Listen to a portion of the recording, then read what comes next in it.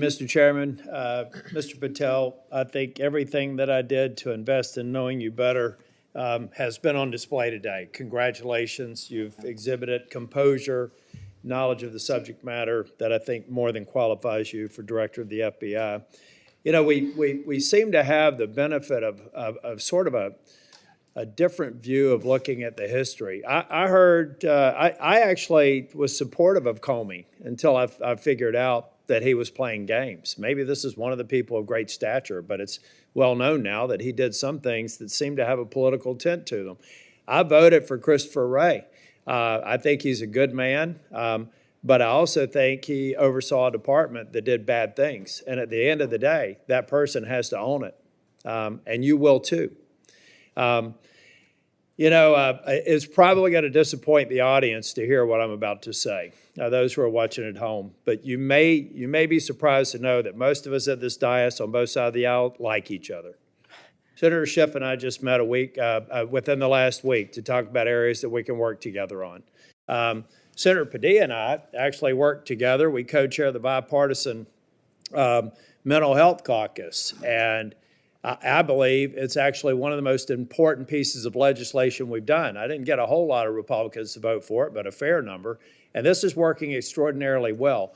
Would you commit to me to go into the Nix Center in West Virginia and just see how extraordinary this has come to be and how it hasn't resulted in a mass confiscation of guns? It hasn't resulted in a propagation of red flag laws. In fact, the plain text of the legislation is not allowing money to flow to states, unfortunately, including Florida, that we believe have not gotten the due process right quite yet so that we would actually fund red flag laws that make sense.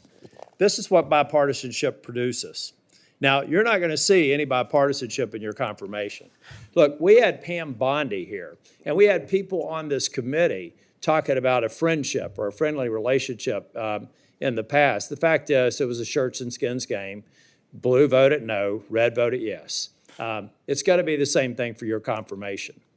But Mr. Patel, I tell you, it has been a distinct honor to do the work with you to get you ready for this hearing. You did all the work. I've got to like the person on the sideline giving you some suggestions, but you did an extraordinary job. And you're going to be held to a high standard. I hope you listen to, and if you don't remember it, listen again to what Senator Kennedy said.